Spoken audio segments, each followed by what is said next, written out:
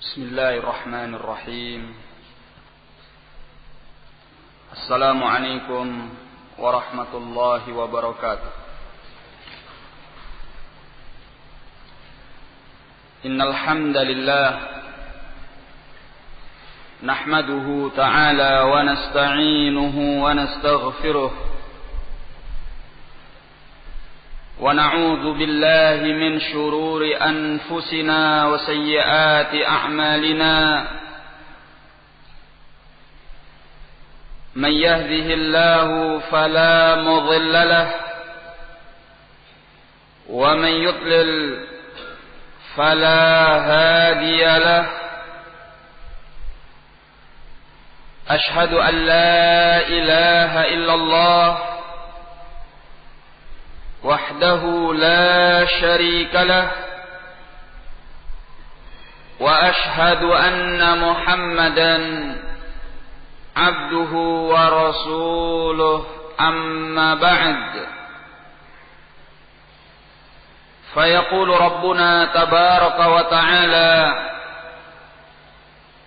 يا أيها الذين آمنوا اتقوا الله حق تقاته ولا تموتن إلا وأنتم مسلمون يا أيها الذين آمنوا اتقوا الله وقولوا قولا سديدا يصلح لكم أعمالكم ويغفر لكم ذنوبكم ومن يطع الله ورسوله فقد فاز فوزا عظيما. يقول نبينا عليه الصلاة والسلام فإن أصدق الحديث كتاب الله وخير الهدي هدي محمد صلى الله عليه وعلى آله وسلم وشر الأمور محدثاتها فإن كل محدثة بدعة وكل بدعة ضلالة وكل ضلالة في النار. معاشر الإخوان rahimani wa rahimakumullah. Pertama, kita memanjatkan segala puji dan syukur kepada Rabb kita Allah Subhanahu wa ta'ala yang telah melimpahkan kepada kita semuanya nikmat yang sedemikian besar.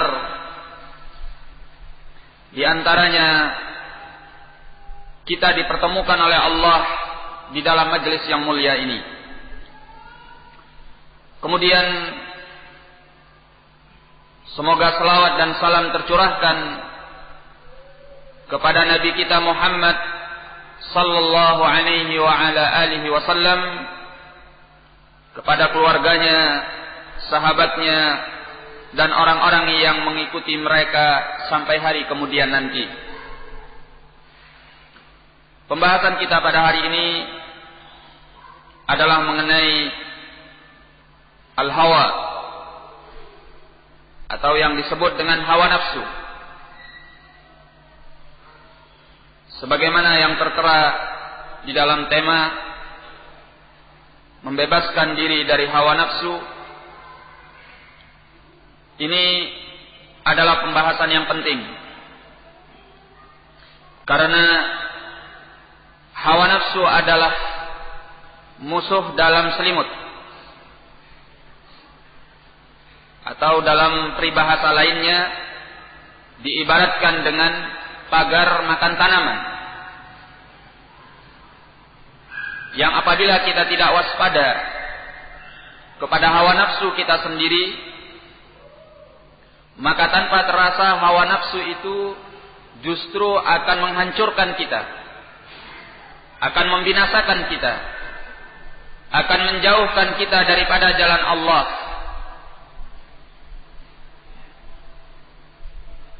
Allah Subhanahu wa taala berfirman di dalam Al-Qur'an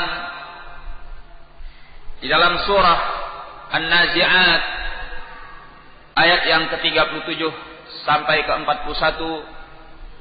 Qala Allah taala fa amma man tagha wa athara al-hayata ad-dunya fa innal jahima hiyal ma'wa wa amma man khafa maqama rabbih wa naha an-nafsa 'anil hawa fa innal jannata hiyal ma'wa. Maka adapun orang-orang yang melampaui batas dan mengkedepankan kehidupan dunia, maka sungguhnya neraka al-jahim adalah tempat berpulangnya. Adapun orang yang takut kepada Rabb-Nya dan menahan diri daripada hawa nafsu, maka sungguhnya surga itu adalah tempat kembalinya.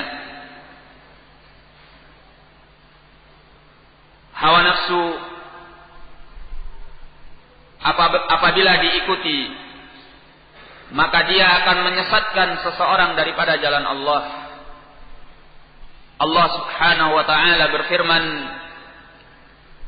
di dalam surah As-Sad ayat yang ke-26, Ya Daud, inna ja'alnaka khalifatan fil ardh fahkum bainan nasi bil haqq wa la tattabi'il hawa fayudhilluka 'an sabilillah. Wahai Daud, sesungguhnya kami telah menjadikan engkau sebagai penguasa di muka bumi, maka berhukumlah di antara manusia dengan kebenaran. Wala tattabi'il hawa, dan janganlah engkau mengikuti hawa nafsu, karena hawa nafsu itu akan menyesatkanmu dari jalan Allah. Orang yang mengikuti hawa nafsu, hatinya akan dicap oleh Allah Tabaraka wa Ta'ala. Hatinya akan ditutup oleh Allah, sehingga hati tersebut menjadi hati yang tidak bisa menerima kebenaran. Allah berfirman di dalam Al-Quran, di dalam surah Muhammad ayat yang ke-16, Ulaika alladhina taba'a Allahu 'ala qulubihim wattaba'u ahwa'ahum. Merekalah orang-orang yang Allah telah menutup hati-hati mereka dan mereka mengikuti hawa-hawa nafsu. Muhammad ayat yang ke-16. Hawa nafsu itu karena sedemikian jahatnya, sedemikian menakutkannya, sampai-sampai Nabi kita Muhammad sallallahu alaihi wa ala alihi wasallam sangat mengkhawatirkan hawa nafsu itu terhadap kita. Ya. Beliau menyatakan, akhwafu ma akhafu alaikum syahawatil ghayy fi butunikum wa furujikum wa madhallatil hawa. Perkara yang paling aku khawatirkan atas kalian adalah syahwat-syahwat yang menyesatkan pada perut-perut kalian, kemaluan-kemaluan kalian, dan hawa nafsu yang menyesatkan. Hadis ini diriwayatkan oleh Al-Imam Ahmad, Al-Bazzar, At-Tabrani, dan yang lainnya. Karena bahayanya hawa nafsu, dan sampai Nabi kita Muhammad sallallahu alaihi wa ala alihi wasallam mengkhawatirkan hawa nafsu itu atas kita. Ini menunjukkan bahwa al-hawa minal muhlikat. Hawa nafsu itu termasuk perkara yang bisa menghancurkan, yang bisa membinasakan. Ya. Seorang yang terkena oleh hawa nafsu, maka kehidupannya akan celaka di dunia maupun di akhirat nanti. Disebutkan di dalam hadis Anas bin Malik radhiyallahu an, bahwasanya Rasulullah sallallahu alaihi wa ala alihi wasallam bersabda,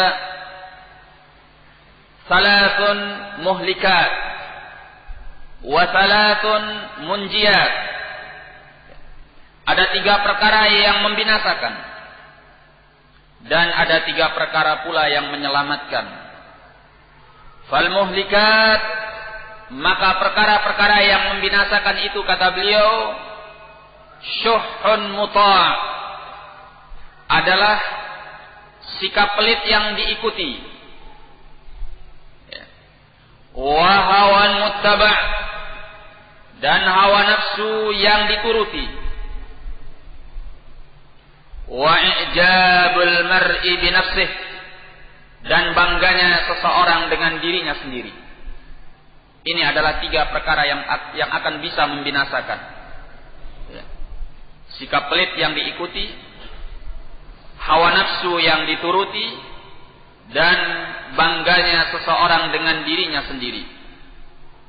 Wal munjiyatu, sedangkan perkara-perkara yang menyelamatkan, taqwallahi ta'ala fis sirri wal alaniyah, yaitu bertakwa kepada Allah baik dalam keadaan sepi maupun di hadapan khalayak ramai. Wal adlu fil ghadabi war ridha, dan bersikap adil baik di waktu marah ataupun di waktu ridha. Wal qasdu fil faqri wal ghina, demikian sikap sederhana baik di waktu fakir ataupun di waktu kaya. Hadis ini dikeluarkan oleh Al-Bazzar, Abu Nuaim di dalam Al-Hilyah, Al-Harawi di dalam Zammil Kalam, Al-Qudai di dalam Al-Musnad, dan dihasankan dengan kumpulan jalan-jalannya oleh Al-Muhaddits Al-Allamah Al-Albani rahimahullah, sebagaimana di dalam As-Silsilah As-Sahihah pada nomor hadis 1802, dan juga di dalam Sahih Al-Jami' pada nomor hadis 3045.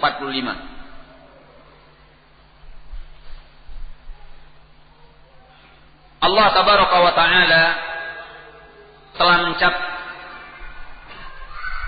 orang-orang yang mengikuti hawa nafsu adalah orang-orang yang jauh daripada petunjuk Allah. Bahkan Allah klaim sebagai manusia yang paling sesat di antara orang-orang yang zalim. Allah Ta'ala berfirman sebagaimana di dalam surah Al-Qasas ayat yang ke-50. Qala Ta'ala, فَإِنْ لَمْ يَسْتَجِيبُوا لَكَ فَاعْلَمْ أَنَّمَا يَتَّبِعُونَ أَهْوَاءَهُمْ. Jika mereka tidak menyambut seruanmu, dakwahmu, maka ketahuilah hanya saja mereka itu mengikuti hawa nafsu mereka. Kemudian kata Allah, وَمَنْ أَضَلُّ مِمَّنِ اتَّبَعَ هَوَاهُ بِغَيْرِ هُدًى مِنَ اللَّهِ. Siapa lagi orang yang lebih sesat daripada orang-orang yang mengikuti hawa nafsu mereka tanpa petunjuk dari Allah. Innallaha la yahdil qaumadz zalimin. Sesungguhnya Allah tidak akan memberi petunjuk kepada orang-orang yang zalim. Di sini Allah tabaraka wa taala menyebutkan bahwa orang-orang yang mengikuti hawa nafsu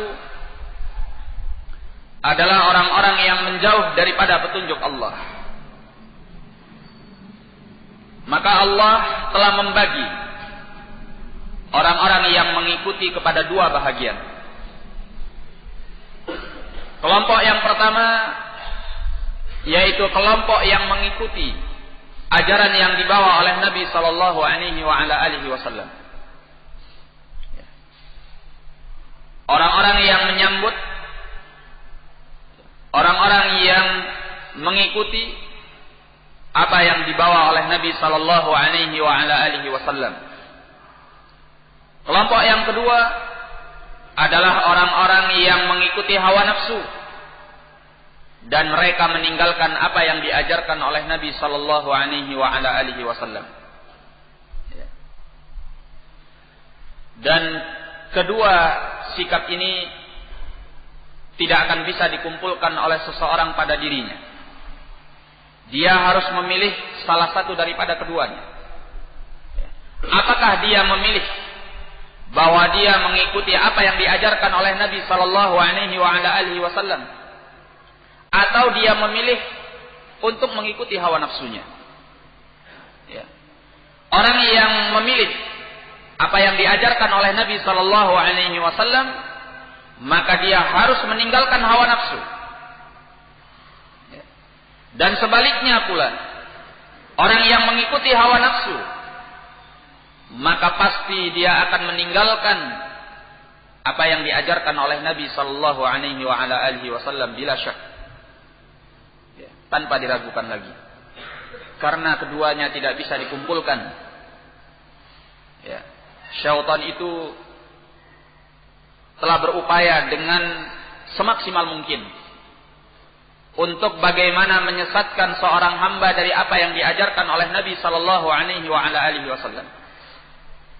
Dia mencari ke depan, ke belakang, ke samping, ke atas, ke bawah, maka dia tidak mendapatkan jalan kecuali dari satu pintu, yaitu babul hawa, pintu hawa nafsu.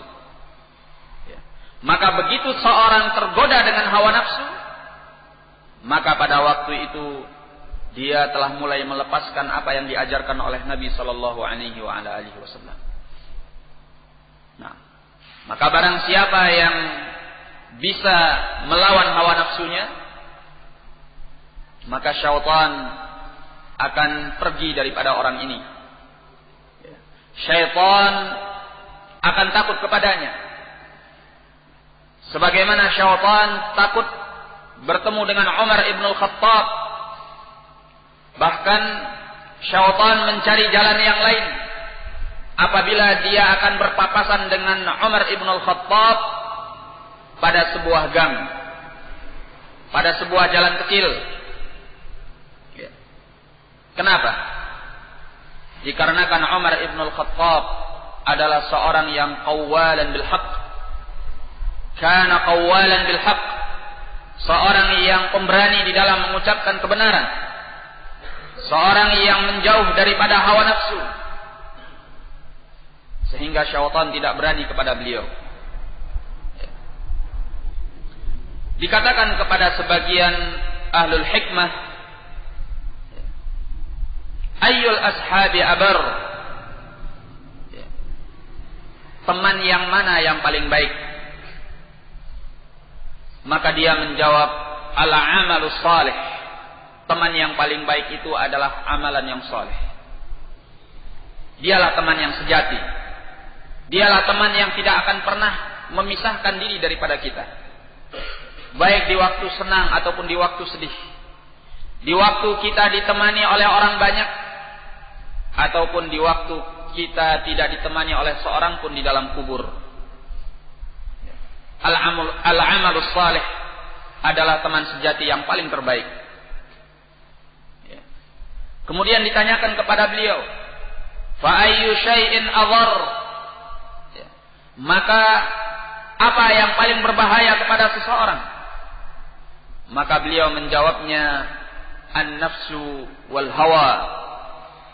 Yang paling berbahaya kepada seseorang itu adalah hawa nafsunya.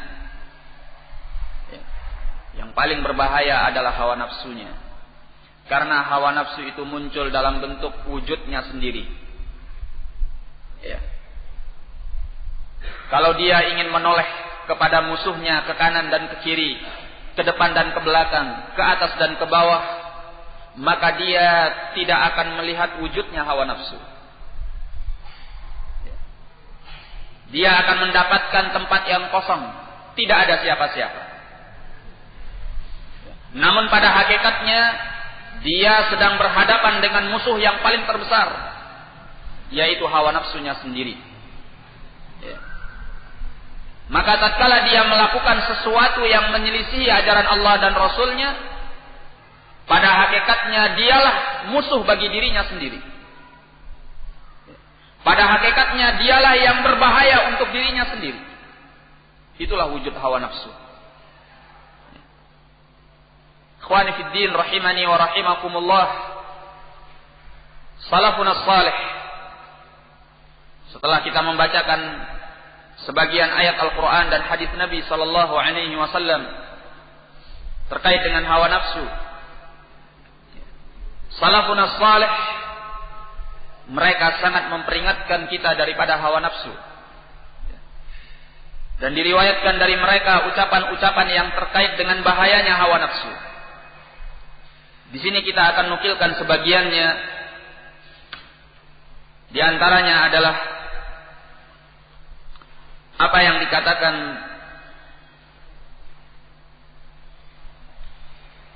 oleh sebagian orang kepada Ibnu Abbas. Qala rajulun li Ibni Abbas, seseorang berkata kepada Abdullah bin Abbas, Alhamdulillahilladzi ja'ala hawana ala hawakum. Segala puji bagi Allah yang telah menjadikan hawa nafsu kita berada di atas hawa nafsu kalian. Artinya segala puji bagi Allah yang telah menjadikan keinginan kita sama dengan keinginan kalian. Wahai as-sahabah. Apa jawaban dari Ibn Abbas? Maka berkatalah Abdullah bin Abbas, qala kullu hawa dhalalah. Kullu hawa dhalalah. Setiap yang namanya hawa nafsu itu adalah sesat. Nah, tidak ada hawa nafsu yang tidak menyesatkan. Ini diriwayatkan oleh Al-Lalikai dalam Syarah Usul I'tiqad Ahli Sunnati wal Jamaah. Demikian pula diriwayatkan dari Umar ibn al-Khattab, dari Abdullah bin Umar, dari Abdullah bin Umar radhiyallahu an, beliau berkata, "Ma farihtu bi syai'in minal Islam ashadda farahan bi anna qalbi lam yadkhulhu syai'un min hadhihi al-ahwa." Beliau berkata, tidak ada sesuatu yang membuat aku sangat gembira di dalam Islam ini. Atau lebih tepatnya, beliau berkata, tidaklah aku gembira dengan sesuatu yang melebihi kegembiraanku terhadap Islam, melainkan bahwa hatiku ini tidak dimasuki oleh sesuatu daripada hawa nafsu. Islam itu adalah kegembiraan yang besar bagi seseorang. Dan tidak ada yang lebih menggembirakan setelah Islam kecuali kita dibebaskan oleh Allah daripada hawa nafsu. Karena kalau di dalam Islam ini, setelah kita diselamatkan oleh Allah dengan petunjuknya, mengikuti apa yang diajarkan oleh Nabi sallallahu alaihi wasallam, kemudian kita terkena oleh hawa nafsu, itu sama artinya dengan al-ghiwayah ba'dal hidayah. Apa itu al-ghiwayah ba'dal hidayah? Kesesatan setelah petunjuk. Dan ini yang kita khawatirkan. Ini yang kita minta sama Allah tabaraka wa ta'ala, yang kita diajari di dalam Al-Quran untuk berdoa, Rabbana la tuzigh qulubana ba'da idh hadaitana wa hab lana min ladunka rahmah innaka antal wahhab. Wahai Rabb kami, janganlah engkau menyelewengkan hati-hati kami setelah Engkau memberi petunjuk kepada kami dan turunkan kepada kami rahmah daripada sisimu. Sesungguhnya Engkau adalah zat yang maha pemberi. Bagaimana terjadi al-ghiwayah ba'dal hidayah? Bagaimana terjadinya kesesatan setelah petunjuk? Terjadinya karena hawa nafsu. Sehingga dikatakan oleh Abdullah bin Umar, tidak ada yang membuat aku lebih gembira setelah diberikan oleh Allah keislaman, melainkan di mana hatiku tidak dimasuki oleh sesuatu daripada hawa nafsu. Nah,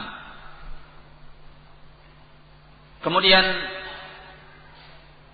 diriwayatkan pula dari Abu Aliyah, ucapan beliau di mana beliau berkata, "Ma adri ayyul ghanamaini 'alayya a'zam." Aku tidak tahu mana di antara dua harta yang paling berharga atasku. "Idz akhrajani Allahu minasyirki ilal Islam." Apakah ketika Allah mengeluarkan aku dari perbuatan syirik dan masuk ke dalam Islam? Aw asamani fil islami ay yakuna li fihi hawa. Atau tatkala Allah menjagaku di dalam Islam ini, aku punya hawa nafsu di dalamnya. Ya. Beliau tidak tahu mana yang lebih besar. Apakah ketika Allah selamatkan daripada syirik dan masuk ke dalam Islam, atau ketika setelah Islam diselamatkan oleh Allah daripada hawa nafsu. Menunjukkan bahwa betapa besarnya nikmat Allah tatkala seorang hamba diselamatkan oleh Allah daripada hawa nafsunya sendiri. Dan ini sekaligus mengingatkan kita betapa bahayanya hawa nafsu kita. Ikhwani fid din rahimani wa rahimakumullah. Al-hawa atau yang disebut dalam bahasa kita dengan hawa nafsu, definisinya adalah al-hawa huwa mailun nafsi atau mailut tab'i ila ma yulaimuh. Yang namanya al-hawa atau hawa nafsu adalah mailun nafs atau mailut tab' ila ma yulaimuh.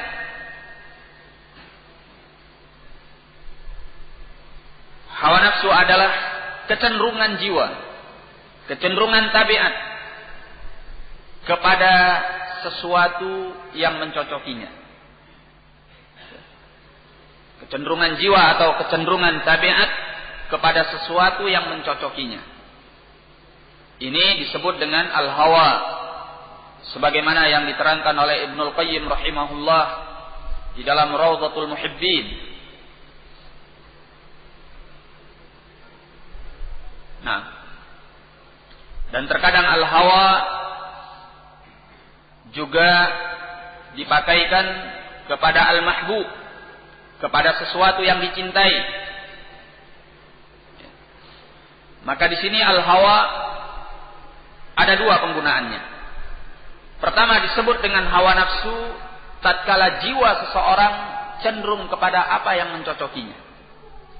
Maka itu disebut dengan hawa nafsu. Ini pertama. Yang kedua disebut sebagai hawa nafsu tatkala ada sesuatu yang dicintai oleh seseorang. Ya. Maka kecenderungannya itu disebut dengan hawa nafsu. Sesuatu yang dicintainya juga disebut dengan hawa nafsu. Ini dua pemakaian di dalam kata al-hawa. Ya. Pernah ada seorang A'rabi datang kepada Nabi sallallahu alaihi wasallam. Dia bertanya, "As'aluka 'anil hawa." Aku bertanya kepadamu mengenai al-hawa. Ya. Maka beliau menjawab, "Al-mar'u ma'a man ahab." Seseorang itu bersama siapa yang dia cintai. Berarti al-hawa di sini adalah al-mahbub. sesuatu yang dicintai. Nah, jadi al-hawa adalah kecenderungannya itu sendiri. Al-hawa juga yang dimaksud adalah apa yang dia cenderungi, apa yang dia cintai. Sebagai contoh, misalnya apabila ada seseorang cenderung kepada seorang wanita, wanita yang diharamkan oleh Allah untuknya, maka kecenderungannya kepada wanita itu disebut dengan al-hawa, hawa nafsu. Dan wanita yang diharamkan untuknya yang dia cintai itu juga hawa nafsu. Jadi perbuatannya disebut dengan hawa nafsu, apa yang dicintainya juga disebut dengan hawa nafsu. Ini penggunaannya dalam bahasa Arab dan secara istilah. Hawa nafsu diciptakan oleh Allah Tabaraka wa Ta'ala pada diri manusia jibilliyah. Artinya jibilliyah adalah perkara yang dia bawa sejak lahir. Tidak ada seorang pun di antara manusia melainkan dia dilahirkan dalam keadaan membawa hawa nafsu. Dia punya keinginan-keinginan, dia punya kecenderungan-kecenderungan. Dia punya cinta kepada sesuatu. Dan itu adalah perkara yang dharuri, perkara yang urgen di dalam kehidupan seorang manusia. Karena tanpa hawa nafsu yang berupa keinginan, kecenderungan kepada sesuatu, maka dia tidak akan bertahan di muka bumi ini. Bertahannya seorang hamba dan bahkan melanjutkan generasi kepada yang berikutnya karena dia punya hawa nafsu. Sehingga dengan hawa nafsu itu dia bisa makan. Karena ada kecenderungan kepada makanan. Punya selera terhadap makanan. Karena hawa nafsu itu dia bisa minum. Karena ada keinginan untuk minum. Tapi kalau hawa nafsu itu dicabut oleh Allah Tabaraka wa Ta'ala sehingga seorang tidak lagi mau makan, tidak lagi mau minum, apa yang kira-kira terjadi pada dirinya? Apakah dia akan bertahan hidup di alam ini atau dia akan binasa? Jawabannya jelas. Bahwa seorang yang tidak lagi punya selera untuk makan, untuk minum, maka dia akan binasa, dia akan hancur. Dia akan berpindah dari alam kehidupan kepada alam kematian. Demikian pula dengan adanya hawa nafsu, seseorang bisa menurunkan generasi kepada yang berikutnya. Sehingga kehidupan manusia bertahan di muka bumi ini sampai hari yang telah ditentukan oleh Allah Tabaraka wa Ta'ala, yaitu hari kiamat. Karena dengan adanya hawa nafsu itu seorang menikah. Kalau orang tidak punya hawa nafsu, tidak bisa nikah. Sehingga kalau ada yang mengatakan, oh saya nikah bukan karena hawa nafsu, dusta. Kalau kamu nikah bukan karena hawa nafsu, kenapa kamu nikah? Jikalau seandainya Allah mencabut hawa nafsu daripada dirimu, engkau tidak akan pernah punya keinginan untuk nikah. Engkau nikah itu karena engkau masih punya hawa nafsu. Jadi hawa nafsu itu adalah perkara yang jibiliyah, ada pada diri manusia semenjak dia lahir, dan sifatnya dharuriyah di dalam kehidupannya, perkara yang penting dalam kehidupannya. Hanya saja mayoritas daripada hawa nafsu itu adalah madhmum. Mayoritas daripada hawa nafsu itu tercela, kecuali hawa nafsu yang diselaraskan, yang disesuaikan dengan apa yang diajarkan oleh Allah dan Rasulnya sallallahu alaihi wa ala alihi wasallam. Oleh karena itu, yang namanya al-hawa laisa madhmuman mutlaqan wala mahmudan mutlaqan. Yang namanya hawa nafsu itu tidak tercela secara mutlak dan tidak pula terpuji secara mutlak. Namun Ikhwani fid din rahimani wa rahimakumullah, untuk menjaga stabilitas hawa nafsu, supaya hawa nafsu itu tidak tergoda dengan perkara-perkara yang diharamkan oleh Allah tabaraka wa taala atau menyimpang daripada agama Allah, ini bukan masalah yang mudah, bukan masalah yang gampang. Ya. Tidak terjadi kecuali pada diri orang yang dirahmati oleh Allah tabaraka wa taala. Ya. Apalagi kebanyakan daripada hawa nafsu, sebagaimana yang telah kita jelaskan tadi, adalah hawa nafsu yang tercela, perkara-perkara yang diharamkan, perkara-perkara yang menyelewengkan daripada agama Allah tabaraka wa taala. Ya. Makanya di dalam Al-Quran pada umumnya tatkala Allah menyebutkan tentang al-hawa, selalu Allah sebutkan ala siyaqiz dzam. Selalu Allah sebutkan dalam ungkapan kalimat mencela. Kenapa? Karena pada mayoritasnya, pada umumnya hawa nafsu itu tercela. Demikian pula di dalam sunnah Nabi sallallahu alaihi wa ala alihi wasallam, selalu beliau tatkala berbicara mengenai hawa nafsu, ungkapan kalimatnya adalah dalam pembahasan mencela hawa nafsu, kecuali apabila dikaitkan dengan sesuatu yang terpuji, sebagaimana yang diriwayatkan dalam sebuah riwayat, pernyataan Nabi sallallahu alaihi wa ala alihi wasallam, la yu'minu ahadukum hatta yakuna hawahu taba'an lima ji'tu bih. Tidaklah beriman salah seorang di antara kalian sampai hawa nafsunya mengikuti apa yang aku datang dengannya. Sampai hawa nafsunya mengikuti ajaranku. Ya. Di sini hawa nafsu itu terpuji. Kapan?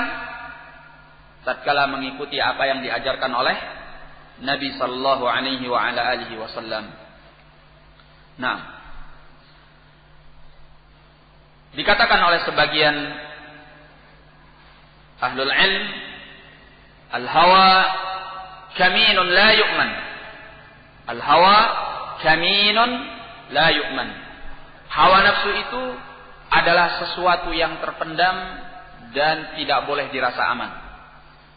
Jadi kalau bisa kita ibaratkan, hawa nafsu itu adalah ibarat api dalam sekam, yang suatu saat kalau kita tidak bisa mengendalikannya, maka dia akan meledak. Ya. Al-Imam Asy-Sya'bi rahimahullah berkata, wa summiyal hawa hawa li'annahu yahwi bi sahibihi finnar. Dan dinamakan hawa nafsu itu dengan hawa nafsu karena dia melemparkan pelakunya ke dalam api neraka. Nah, pembahasan berikutnya, ma huwal farqu bainal hawa wasyahwah. Apa perbedaan antara hawa nafsu dengan syahwat? Ya, kenapa terkadang disebut hawa nafsu, terkadang ada penyebutan syahwat? Ya. Al-Imam Al-Mawardi rahimahullah di dalam kitab Adabid Dunya wad Din pada halaman yang ke-39 beliau mengatakan, fa amma farqu ma bainal hawa wasyahwah ma ijtima'ihima fil 'illati wal ma'lul wa ittifaqihima fid dilalati wal madlul fa huwa, kata beliau, perbedaan antara hawa nafsu dan syahwat, meskipun keduanya terkumpul di dalam sebab dan akibat, ya, maka annal hawa mukhtassun bil ara wal i'tiqadat. Jadi kalau mau dibedakan antara hawa nafsu dengan syahwat, ya, kata beliau, hawa nafsu itu terkait dengan masalah pemikiran-pemikiran dan keyakinan-keyakinan. Ya. Jadi kalau disebutkan al-hawa, maka yang dimaksud adalah pemikiran yang menyimpang, keyakinan yang menyeleweng. Ya. Wasyahwah, sedangkan yang namanya syahwat kata beliau, mukhtassatun binailil mustaladzat. Sedangkan syahwat itu khusus dengan perkara-perkara yang terkait dengan kelezatan. Ya. Sesuatu yang dinikmati. Seperti wanita, makanan, minuman, kendaraan, atau apapun juga yang dinikmati, al-mustaladzat ini tergolongnya kepada syahwat. Ya. Kemudian kata beliau, fasaratis syahwatu min nataijil hawa. Berarti syahwat itu adalah hasil daripada hawa nafsu. Ya. Orang itu punya pemikiran dulu, keyakinan dulu, nanti akan muncul syahwat. Setelah ada hawa nafsu, pemikiran dan keyakinan yang menyimpang, pemikiran dan keyakinan yang menyeleweng, maka setelah itu akan muncul syahwat. Ya. Nah, dan tidaklah seorang tenggelam di dalam syahwat yang diharamkan oleh Allah kecuali berangkat dari pemikiran dan keyakinan yang menyeleweng. Ya. Menyimpang dan menyeleweng dari apa yang diajarkan oleh Nabi sallallahu alaihi wasallam. Kalau di kepalanya, di dalam akalnya, di dalam otaknya ada pemikiran, ada keyakinan yang menyeleweng, maka dia akan cenderung kepada syahwat yang diharamkan oleh Allah dan Rasulnya sallallahu alaihi wasallam. Oleh karena itulah orang yang pemikirannya benar, keyakinannya benar, hatinya bersih, tidak akan memiliki kecenderungan kepada syahwat-syahwat yang diharamkan oleh Allah dan Rasulnya sallallahu alaihi wasallam. Bahkan kalau seandainya syahwat itu disodorkan kepadanya, ditawarkan kepadanya, dia akan menolaknya senikmat apapun syahwat itu. Dan kita masih ingat dengan hadis yang diriwayatkan oleh Al-Bukhari dan Muslim mengenai 7 orang yang dinaungi oleh Allah di hari yang tidak ada naungan kecuali naungan Allah. Di antaranya adalah seorang laki-laki yang sudah berada di hadapan seorang wanita yang sudah pasrah menyerahkan diri kepadanya untuk dizinai. Ya. Namun tatkala dia diingatkan untuk takut kepada Allah tabaraka wa taala dan peringatan ini masuk ke dalam pikiran dan hatinya, sehingga muncul rasa takut kepada Allah tabaraka wa ta'ala, wanita yang sudah ada di hadapannya dan pasrah kepadanya itu dia tinggalkan karena dia takut kepada Allah. Karena dia takut kepada Allah subhanahu wa ta'ala. Ya. Jadi kata beliau, fasaratis syahwatu min nataijil hawa. Maka berarti syahwat itu adalah hasil daripada hawa nafsu. Wahia akhas, berarti yang namanya syahwat sifatnya lebih khusus, wal hawa aslun wa huwa a'am, dan hawa nafsu itu adalah dasarnya dan dia lebih umum. Karena yang namanya hawa nafsu itu bisa bentuknya syahwat, bisa bentuknya syubhat. Ya. Kalau bentuknya syahwat adalah perkara-perkara yang diharamkan oleh Allah.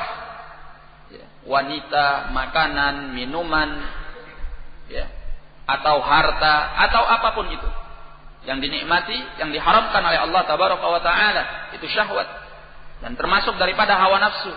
Maka syahwat ini sifatnya lebih khusus. Sementara hawa nafsu itu juga mengandung asyubuhat. Apa itu asyubuhat? Al-bidah. Ya. Keyakinan-keyakinan dan pemahaman-pemahaman yang menyimpang, yang mengajarkan kepada seseorang agama yang tidak diajarkan oleh Allah dan Rasulnya. Sehingga walaupun orang itu tidak melakukan syahwat yang berupa perkara-perkara yang dinikmati, seperti yang tadi telah dijelaskan, tetapi bisa saja kalau dia terkena oleh hawa nafsu, dia melakukan asyubuhat, sehingga dia tenggelam di dalam al-bidah. Tenggelam dalam peribadatan, pendekatan diri kepada Allah yang tidak diajarkan oleh Allah dan Rasulnya. Dia bukan pezina, dia bukan peminum khamr, dia bukan pejudi, dia bukan koruptor, dia hanya seorang abid, ahli ibadah, yang selalu hidupnya di dalam masjid. Bahkan keningnya sampai hitam karena banyaknya sujud.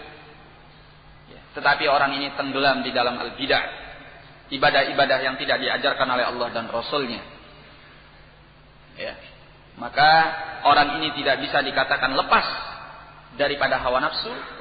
Bahkan orang inilah orang yang termakan oleh hawa nafsu, walaupun dia tidak mengerjakan syahwat. Ya. Inilah perbedaan antara al-hawa dan asy-syahwah. Ya. Maka kita akan membahas di dalam pertemuan ini mengenai asy-syahwah wa syubhah satu demi satu dengan pembahasan yang ringkas sesuai dengan apa yang diizinkan oleh Allah Subhanahu wa taala dan juga secara global serta umum. Nah, kita mulai dengan syahwah, yaitu orang-orang yang mereka menghabiskan waktu dan menghabiskan umurnya, menghabiskan kesempatannya untuk meraih syahwat-syahwat yang telah diharamkan oleh Allah Tabaraka wa Ta'ala.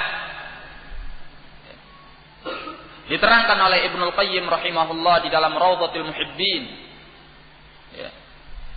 bahwasanya orang-orang yang melepaskan syahwat dan hawa nafsunya itu, mereka pada umumnya tidak berpikir tentang akibat daripada syahwat yang dia lakukan. Ya. Yang penting baginya adalah bagaimana dia merebut kenikmatan yang ada di hadapannya. Padahal tidak ada satupun, ingat ini, tidak ada satupun syahwat yang diharamkan oleh Allah melainkan di dalamnya mengandung madharrah, mengandung bahaya. Ajilan atau ajilan, di dunia ataupun di akhirat nanti. Ya, apa saja bentuknya. Ya, baik wanita yang diharamkan oleh Allah atau laki-laki yang diharamkan oleh Allah, makanan yang diharamkan oleh Allah, minuman yang diharamkan oleh Allah, ya, kendaraan yang diharamkan oleh Allah, apa saja pasti akan membawa madharrah. Itu pasti. Ya, dan kehidupannya tidak akan diberkati oleh Allah Tabaraka wa Ta'ala. Nah, orang-orang yang melepaskan syahwat dan hawa nafsunya dan hanya berpikir tentang kenikmatan sesaat, dia tidak pernah berpikir tentang akibatnya. Jikalau seandainya dia berpikir tentang akibat daripada syahwat itu, dia tidak akan pernah mau menggapainya, karena kenikmatannya ternyata tidak seberapa dibandingkan bahaya yang akan ditimbulkan olehnya. Nah, baik di dunia ini maupun di akhirat nanti. Ya. Yang bisa mencegah syahwah dari keterangan Ibnul Qayyim ini adalah ad-din, agama. Ini yang pertama. Yang kedua adalah al-aql, ya, akal, kedewasaan, ilmu. Ya. Kemudian yang ketiga adalah al-akhlaq, atau yang disebut juga dengan al-muru'ah. Ya. Karena dengan agama, apabila agama seseorang itu kuat, agama seseorang itu kokoh, agama membatasinya daripada syahwat-syahwat yang membahayakannya. Demikian pula agama itu akan ditopang oleh akal, ya, ditopang oleh kedewasaannya. Apa maksudnya kedewasaannya? Ya. Akal yang dewasa akan membuatnya berpikir tentang akibat daripada syahwat yang sesaat itu. Ya. Tapi tatkala dia kehilangan akal yang dewasa, ya, akal yang baik, akal yang normal, maka sejelek apapun hawa nafsu itu akan dia lakukan. Ya. Sehingga kita mendengar kasus-kasus keji yang sangat memalukan. Ya. Tindakan-tindakan yang sangat memalukan. Kenapa itu terjadi? Ya. Orang mensenggamai binatang, ya. Orang melakukan hubungan intim yang haram dengan ibunya sendiri dan sebagainya dan sebagainya. Kenapa itu terjadi? Karena kalau seorang sudah lagi tidak dibentengi oleh agama, pertama, kemudian tidak lagi ada akal sehat yang menopangnya, akal normal yang menopangnya, maka dia akan melakukan syahwat yang diharamkan oleh Allah sejelek apapun syahwat itu. Ya. Demikian pula al-muru'ah, kehormatan diri. Kalau orang sudah tidak lagi punya kehormatan diri, tidak lagi ada rasa malu pada dirinya, maka seperti apa yang dikatakan oleh Nabi sallallahu alaihi wasallam, "Illam tasbahi fasna' ma syi'ta." Kalau engkau tidak punya rasa malu, silahkan engkau memperbuat apa yang engkau suka. Artinya, maka dia tidak lagi memperhitungkan kehormatan dirinya. Ya. Nah, barakallahu fikum. Kemudian ikhwani fid din rahimani wa rahimakumullah. Dikatakan oleh Ibnul Qayyim rahimahullah, al-muru'atu wad-din wal-'aqlu yanha an lidzatin taqibu 'alaman wa syahwatan turitu nadaman. Yang namanya kehormatan diri, agama dan akal yang dewasa melarang dari kenikmatan yang akan menimbulkan kepedihan. Wa syahwatan turitu nadaman, dan syahwat yang akan mewariskan penyesalan. Fa kullun minha yaqulu lin-nafs idza aradat dzalik la taf'ali. Masing-masing dari benteng ini akan mengatakan kepada dirinya, kalau dia menginginkan syahwat itu, jangan engkau memperbuatnya. Wa ta'atu liman ghalab, maka dia akan mengikuti mana yang lebih dominan pada dirinya. Nah, kemudian kata beliau, ala tara, apakah engkau tidak melihat annat tifla yu'thiru ma yahwa wa in addahu ila talaf li dha'fi nahil aql indah. Apakah engkau tidak melihat kepada anak kecil, di mana seorang anak kecil akan melakukan apa yang diinginkannya, walaupun apa yang diinginkannya itu membawa kepada kebinasaan. Ya. Misalnya dia bermain dengan sesuatu yang membahayakan, bermain dengan pisau. Dia tidak tahu kalau pisau ini berbahaya, akan bisa melukainya, sehingga dia asal potong saja. Termasuk dia akan memotong anggota badannya. Ya. Kenapa? Karena anak kecil itu memiliki akal yang lemah. Dia tidak tahu kalau pisau ini adalah berbahaya. Jadi kalau akal seseorang itu lemah, ini akan membuatnya jatuh ke dalam syahwat yang jelek. Nah, kemudian kata beliau, "Wa man la dina lahu yu'thiru ma yahwahu wa in addau ila halakihi fil akhirati." Orang yang tidak punya agama, dia akan melakukan apa yang dia inginkan walaupun membawa kepada kebinasaannya di akhirat nanti. Bi dha'fi nahid din, karena lemahnya pencegahan dari agamanya. Nah, wa man la muru'ata lahu yu'thiru ma yahwahu wa in salama muru'atahu aw 'adamaha li dha'fi nahil muru'ah.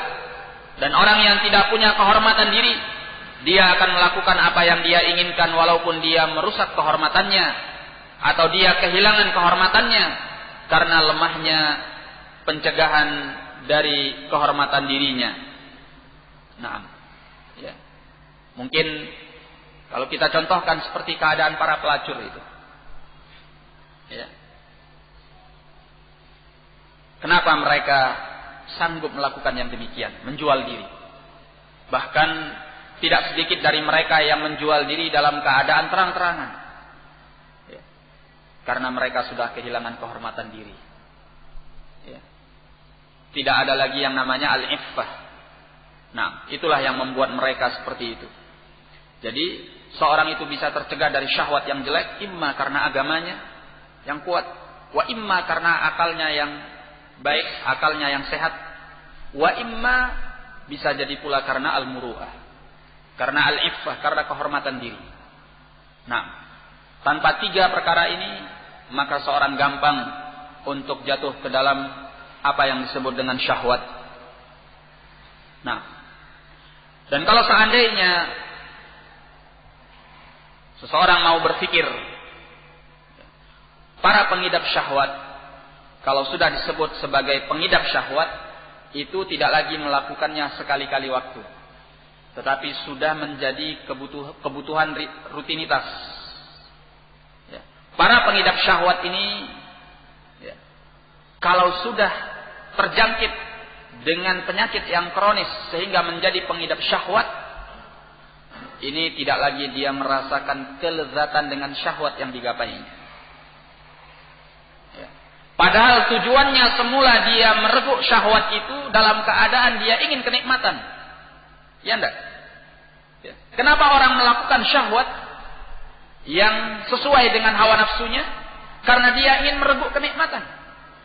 Tapi kalau sudah menjadi pengidap syahwat yang melakukannya sebagai kebutuhan, dia tidak lagi merasakan nikmat.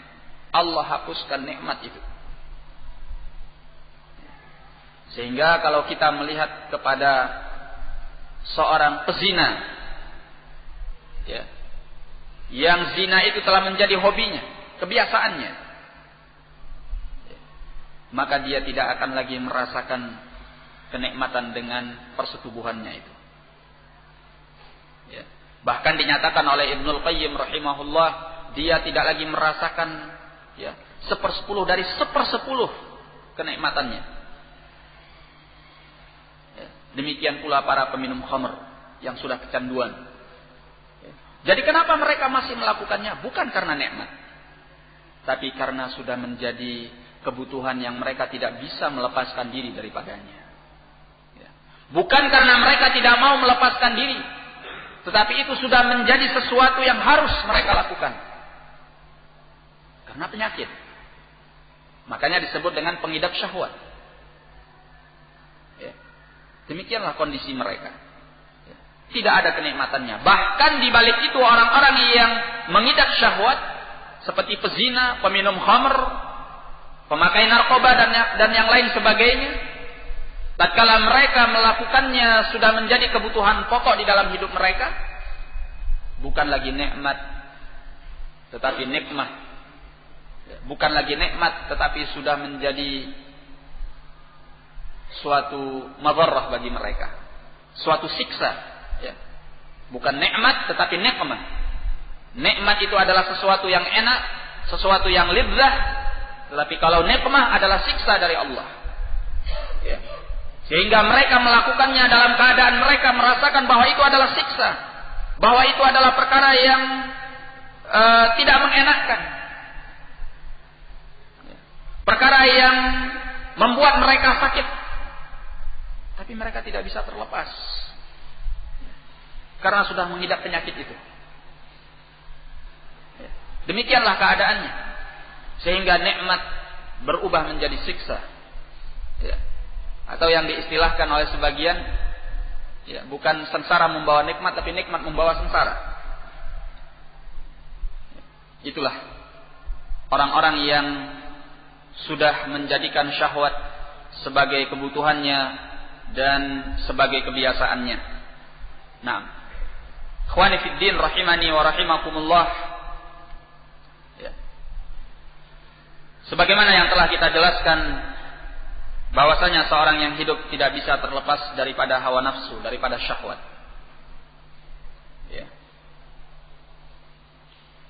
Oleh karena itu, melarang atau mencegah seseorang dari syahwat atau hawa nafsunya secara kulliyan, atau alal itlaq, secara mutlak, itu tidak bisa. Perkara yang mumtani. Karena memang manusia dilahirkan dalam keadaan membawa hawa nafsu, membawa syahwat. Makanya Allah tabaraka wa ta'ala dan Rasulnya sallallahu alaihi wa ala alihi wasallam bukannya melarang, atau bukannya mencegah syahwat dan hawa nafsu ini secara mutlak, secara keseluruhan, sehingga hawa nafsu dan syahwat ini dikebiri, bukan. Tetapi diarahkan oleh Allah dan Rasulnya sallallahu alaihi wasallam kepada sesuatu yang lebih baik, kepada sesuatu yang lebih manfaat, kepada sesuatu yang membawa maslahah, kepada sesuatu yang lebih nikmat daripada hawa nafsu dan syahwat yang dilarang oleh Allah Tabaraka wa Ta'ala. Ya. Sebagai contoh, ma'asyiral muslimin, tatkala Allah Tabaraka wa Ta'ala menciptakan pada diri manusia suka kepada pasangannya, ya, cinta kepada pasangannya, laki cinta kepada wanita dan sebaliknya, ya. Ini adalah tabi'i. Sehingga apabila ada orang yang keluar daripada tabiat ini, maka dia adalah orang yang abnormal. Dianggap dia seorang yang punya penyakit. Yang normal adalah di mana laki suka sama wanita, wanita suka sama laki. Allah Tabaraka wa Ta'ala tidak mengharamkan itu secara mutlak, tidak menghalangi itu secara mutlak, tetapi diarahkan oleh Allah kepada yang lebih baik, kepada yang lebih indah, kepada yang lebih suci, kepada yang lebih membawa maslahat dan manfaat. Sehingga Allah menyatakan di dalam Al-Quran, fankihu ma taba lakum minan nisa'i matna wa thulatha wa ruba'. Nikahi oleh kalian wanita-wanita yang baik bagi kalian, 2 orang atau 3 orang atau 4 orang. Wa in khiftum alla ta'dilu fawahidatan aw ma malakat aymanukum. Kalau kalian takut tidak adil, maka cukup 1 saja atau apa yang dimiliki oleh tangan kalian, yaitu para budak. Ya, diarahkan oleh Allah kepada yang lebih baik. Ya. Wanita-wanita suci, wanita-wanita terhormat yang menjaga kehormatan dan kesucian dirinya untuk dinikahi oleh kaum muslimin. Ya. Indah sekali ajaran Islam itu. Tetapi tatkala seseorang tidak mau mengambil solusi yang telah diberikan oleh Allah, maka dia akan mengambil jalan syahwat yang dilarang oleh Allah Tabaraka wa Ta'ala. Ya. Di zaman ini banyak orang-orang yang munafik. Muna istilahnya. Ya, istilahnya anak gaul muna. Gitu ya. Bagaimana munafik? Ya. Seolah-olah mereka adalah orang-orang yang sangat menjaga, ya, harga diri wanita, menjaga kehormatan wanita, menempatkan wanita pada kedudukannya, sehingga mereka sangat memusuhi poligami. Ya. Berlagak cukup dengan 1 wanita saja. Ya. Kesetiaan yang sejati, cinta sejati katanya. Ya. Tapi di balik itu apa yang terjadi? Yang terjadi adalah tersebarnya perzinaan, tersebarnya perselingkuhan di antara mereka dengan sesuatu yang diharamkan oleh Allah. Ya. Orang-orang yang berlagak sebagai pria sejati ini tadi dengan cinta sejatinya hanya 1 istri saja. Ya. Diam-diam, ngumpet-ngumpet, ya, melakukan perselingkuhan-perselingkuhan yang diharamkan oleh Allah Tabaraka wa Ta'ala. Ya. Kenapa ini wahai kaum muslimin? Sementara Allah memberikan solusi yang terbaik. Fankihu ma taba lakum minan nisa'i matna wa thulatha wa ruba'. Nikahi oleh kalian wanita-wanita yang baik 2, 3 dan 4. Ya. Ini bukan masalah menguntungkan laki-laki atau menindas wanita. Allah Maha tahu dengan kemaslahatannya. Tidaklah Allah mensyariatkan yang seperti ini, melainkan Allah ingin memalingkan syahwat manusia itu kepada yang lebih baik, kepada yang lebih suci, kepada yang lebih indah. Nah, barakallahu fikum. Kemudian sebagai contoh lainnya, Allah Tabaraka wa Ta'ala, ya, mengharamkan ar-riba. Diharamkan oleh Allah. Ya. Tetapi Allah tidak membiarkan begitu saja. Tatkala Allah Tabaraka wa Ta'ala dengan tegasnya memerangi ar-riba di dalam Al-Quran, ya, bahkan orang yang melakukan riba itu kumandangkan kepadanya bahwa dia berperang sama Allah. Tetapi Allah Tabaraka wa Ta'ala memberikan solusinya. Apa solusinya?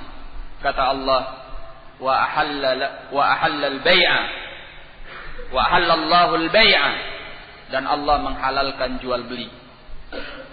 Ya.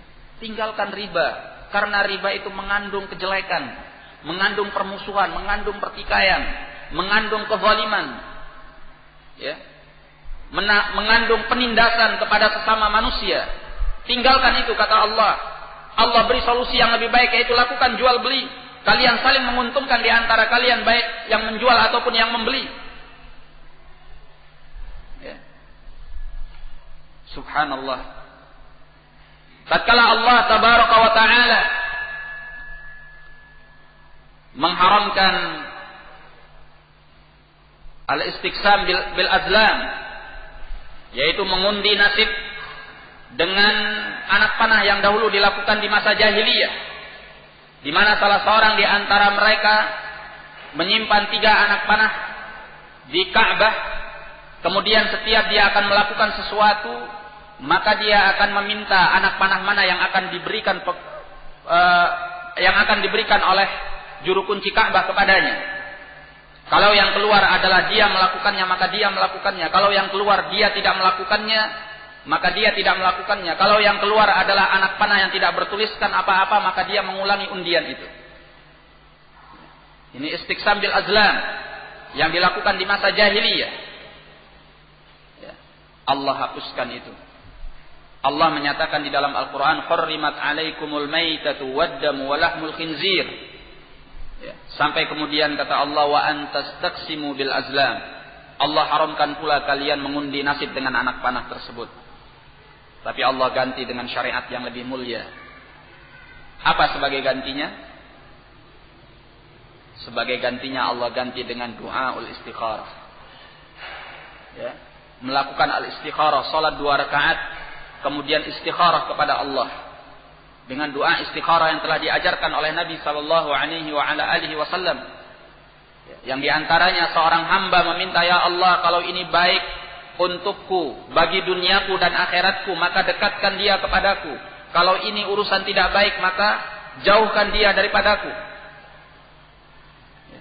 Subhanallah, kemuliaan Islam. Seorang diajarkan untuk meminta pilihan kepada zat yang maha kuat, zat yang maha mengetahui kemaslahatan hambanya. Dan Allah tabaraka wa ta'ala melarang seorang hamba berpegang dan bersandar kepada sesuatu yang lemah, yang tidak tahu apa-apa, seperti anak panah tadi. Nah, demikian pula ikhwani fiddin rahimani wa rahimakumullah. Naam, tatkala Allah tabaraka wa ta'ala mengharamkan al-harir,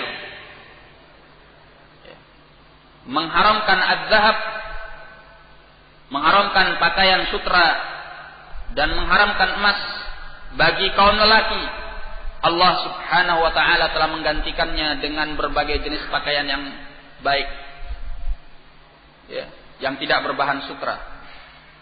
Ya. Nah, tatkala Allah tabaraka wa ta'ala mengharamkan minum khamr yang memabukkan, yang menghilangkan akal seseorang atau melemahkannya, maka Allah tabaraka wa ta'ala menghalalkan bagi manusia minuman-minuman yang baik. Masih banyak minuman yang baik selain daripada al-khamr. Ya, ada jus, ada es teh, ada es jeruk. Ya, subhanallah, banyak sekali minuman-minuman yang baik dihalalkan oleh Allah tabaraka wa ta'ala. Tatkala Allah mengharamkan makanan-makanan yang membahayakan, Allah mengharamkan bangkai yang di dalamnya terdapat bahaya, penyakit-penyakit. Allah mengharamkan lahmul khinzir, daging babi yang mengandung penyakit. Ya. Dan apa yang disembelih dengan selain nama Allah tabaraka wa ta'ala atau untuk selain Allah, Allah haramkan, Allah halalkan makanan-makanan yang baik-baik dan terlalu banyak jumlahnya. Ya. Sehingga apabila seseorang memperhatikan ini, ya, seseorang mau merenungkan apa yang tadi dijelaskan, ya, yang menunjukkan bagaimana rahmat Allah tabaraka wa ta'ala, dikatakan oleh Ibnul Qayyim rahimahullahu taala di dalam Rawdhah Al-Muhibbin, kata beliau, "Wa man talammaha hadza wa ta'ammalahu hana 'alaihi tarkul hawa al-mardi." Barang siapa yang mau merenungi ini, mau mencermati perkara ini, maka akan ringan untuknya dia meninggalkan hawa nafsu yang rendah. Wa ta'adha anhu bin nafi'il mujdi, dan dia akan menggantinya dengan kemanfaatan yang membawa kebaikan. Nah, sehingga orang yang mengatakan bahwa dirinya tidak bisa meninggalkan sebuah kemaksiatan yang dia berada di dalamnya, ini karena dia tidak mau mencermati apa yang telah dihalalkan oleh Allah kepadanya. Nah, misalnya ada orang yang peminum khamr, dia mengatakan, wah, saya tidak bisa meninggalkan minum khamr. Kalau saya tidak minum khamr, bisa habis saya. Kerjaan saya tidak konsen, misalnya. Ini dikarenakan dia tidak memperhatikan apa yang telah dihalalkan oleh Allah kepadanya. Jikalau seandainya dia mau memperhatikan dan sedikit membandingkan apa yang diharamkan oleh Allah kepadanya dan apa yang dihalalkan oleh Allah kepadanya, dia tidak akan mengatakan itu. Nah, qala wa 'arafa hikmatallahi ta'ala wa rahmatahu wa tamama ni'matihi 'ala 'ibadihi. Niscaya dia akan tahu bagaimana hikmah Allah, rahmat Allah, dan kesempurnaan nikmatnya atas segenap hambanya. Fima amarahum bihi wa nahahum an, wa fima abahahu lahum, dalam perkara yang Allah perintahkan kepada mereka atau Allah larang mereka daripadanya, atau dalam perkara yang Allah bolehkan untuk mereka. Nah, wa annahu lam ya'murhum bima amarahum bihi hajatan minhu ilaihim. Ini perkara yang perlu kita ingat, bahwasanya Allah tidaklah memerintahkan mereka dengan apa yang Allah perintahkan karena Allah itu butuh kepada mereka. Wala nahahum anhu bukhlan minhu ta'ala 'alaihim, dan tidaklah Allah melarang mereka dari sesuatu yang Allah larang karena Allah pelit kepada mereka.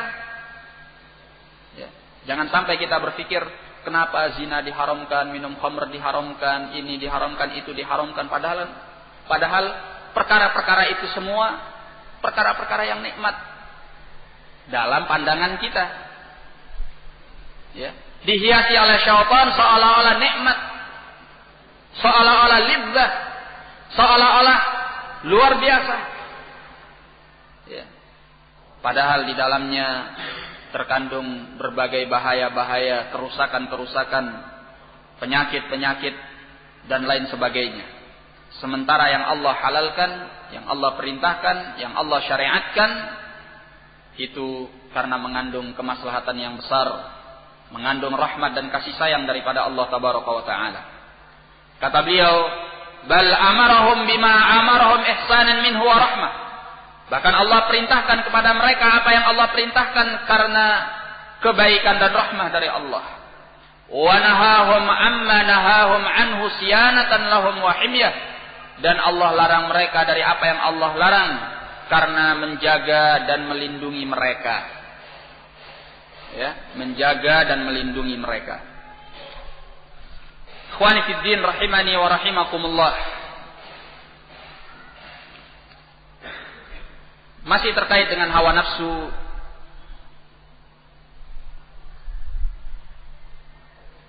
bahwasanya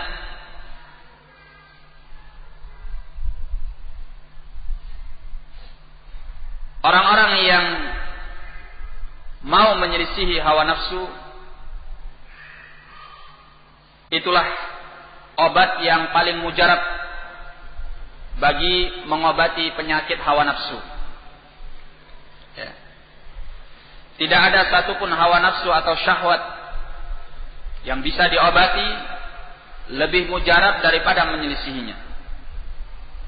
Sehingga dikatakan oleh Ibnu Qayyim rahimahullah, fa amma mukhalafatul hawa falam yaj'alillahu lil jannati tariqan ghaira mukhalafatih.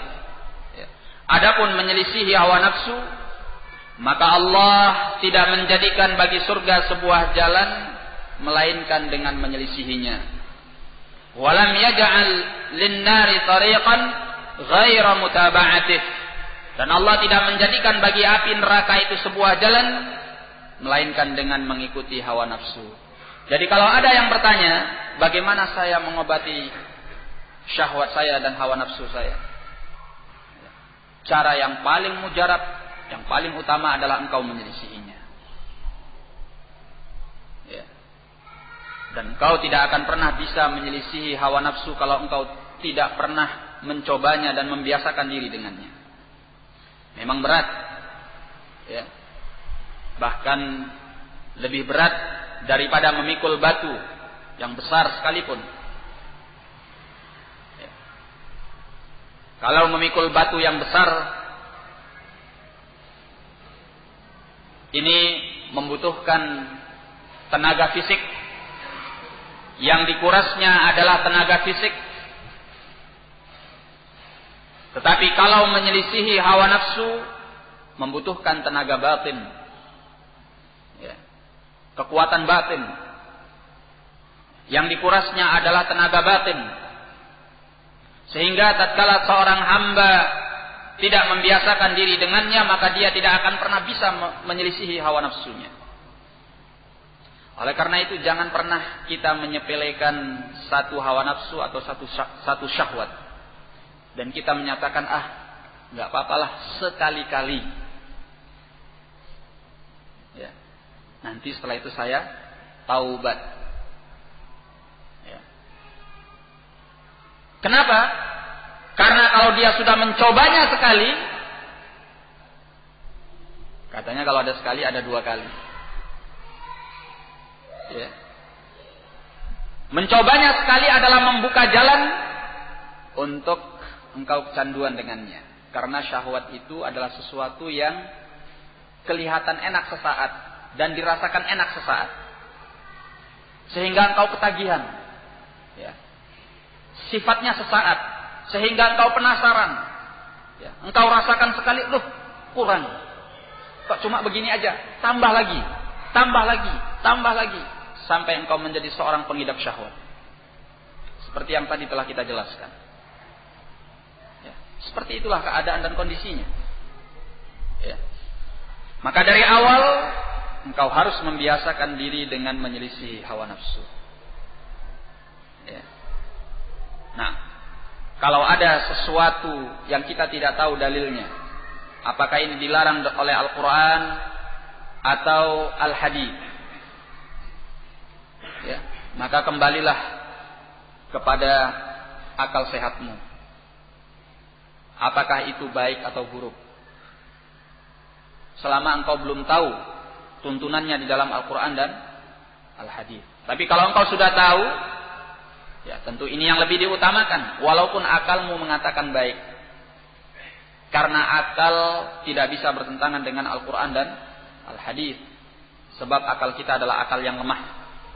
Sedangkan Al-Quran dan Al-Hadits datangnya dari Allah Tabaraka wa Ta'ala yang maha sempurna, yang maha mengetahui segalanya. Kalau akalmu juga tidak bisa menalar, maka gunakanlah kehormatan dirimu. Kira-kira engkau merasa malu enggak melakukannya? Engkau merasa bahwa engkau menjatuhkan harga dirimu atau tidak dengan melakukannya? Kalau engkau merasa bahwa engkau malu melakukannya, engkau merasa risih melakukannya, engkau merasa bimbang untuk melakukannya, jangan lakukan. Ya. Karena di situ ada tanda-tanda hawa nafsu. Nah, demikianlah ikhwani fiddin rahimani wa rahimakumullah. Sehingga obat daripada hawa nafsu itu adalah menyelisihinya.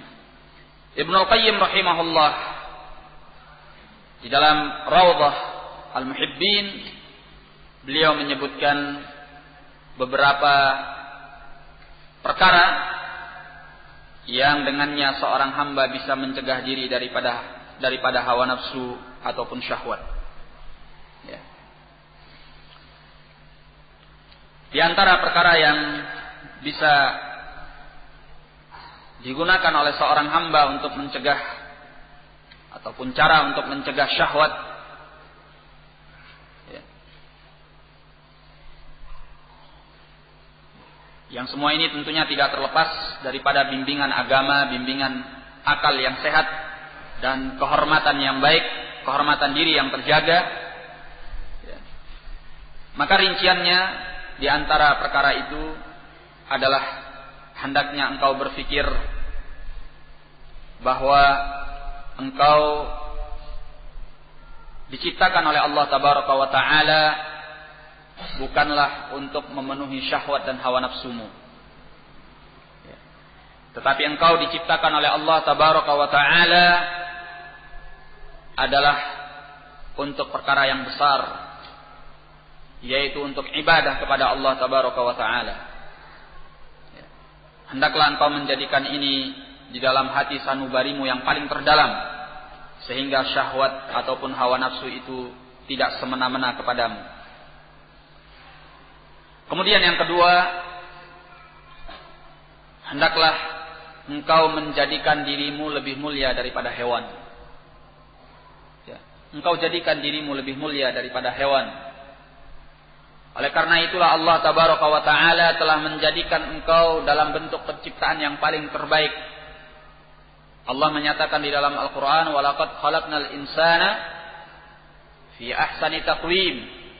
Kami telah menciptakan manusia itu pada bentuk yang paling indah.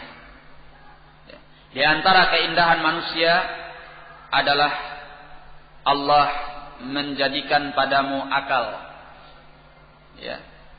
Tatkala engkau tidak menggunakan akalmu memilah mana yang baik, mana yang buruk, mana yang membawa kepada kemaslahatan dunia dan akhirah, dan mana yang membawa bahaya dunia dan akhirah, lantas apa bedamu dengan hewan?